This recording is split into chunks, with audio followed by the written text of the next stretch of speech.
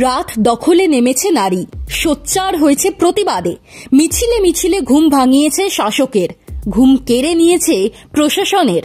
লড়াই এখনো থামেনি, বরং এখন যেন তা মাঝ নদীতে। ন্যায় বিচারের আগে থামবে না কেউ।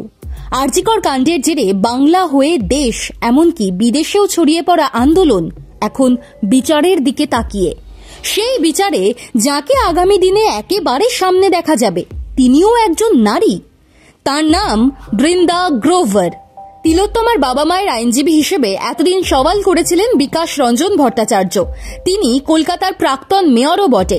সেই জায়গায় আগামী দিনে আদালতে দেখা যাবে বৃন্দা গ্রোভারকে। কিন্তু কেন এই আইনজীবী বদল? অনেকে মনে করছেন জুনিয়র চিকিৎসকদের হয়ে সুপ্রিম কোর্টে মামলা লড়েছিলেন ইন্দিরা জয়সিং। তেমন ওজনদার আইনজীবী চাইছেন বলেই দায়িত্ব দেওয়া হয়েছে অভিজ্ঞ বৃন্দা গ্রোভারকে। এখন খবর, মামলা লড়ার জন্য কোনো পারিশ্রমিকই নিচ্ছেন না বৃন্দা। বিকাশ রঞ্জন ভট্টাচার্য বিষয়টিকে ইতিবাচকভাবেই দেখছেন। বলেছেন, এখানে আমার কিছু বলার নেই, আমার যতটুকু করার ছিল করেছি, বাকিটা ওদের সিদ্ধান্ত।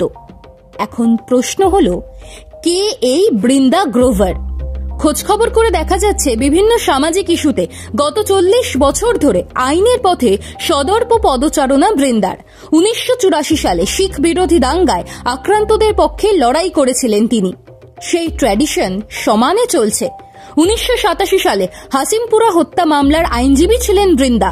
2001 সালে সংসদ ভবনে হামলায় অভিযুক্ত গিলানির পক্ষের আইনজীবী ছিলেন তিনি।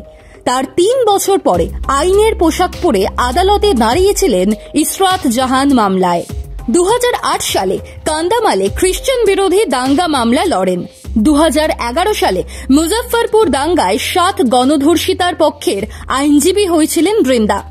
এখানেই শেষ নয়, 2010 সালে বৃন্দাকে করা হয়েছিল নির্যাতন প্রতিরোধ বিল কমিটির সদস্য। 2023 সালে রাষ্ট্রসংঘের মানবাধিকার কমিশনের বিশেষ সদস্য হন তিনি। লড়াই করেছেন শিশুদের যৌন হেনস্থা ও সুরক্ষা নিয়েও। নয়াদিল্লির সেন্ট স্টিফেন কলেজ থেকে আইনের ডিগ্রি লাভ করেন। পরবর্তীকালে নিউ ইয়র্ক বিশ্ববিদ্যালয় থেকে স্নাতকোত্তর ডিগ্রি অর্জন। দেশে ফিরে ট্রায়াল কোর্টে প্র্যাকটিস শুরু করেন 1989 সাল থেকে। সেখান থেকেই হাইকোর্ট ও তারপরে সুপ্রিম কোর্টের আইনজীবী তিনি। সেই বৃন্দার দিকেই এখন তাকিয়ে অগুন্তি মানুষ। বিচারের পথে বৃন্দার নেতৃত্বেই অভয়ার জয় ও অশুভ শক্তির বিনাশ হবে, এমনই স্বপ্ন দেখছে এখন গোটা দেশ।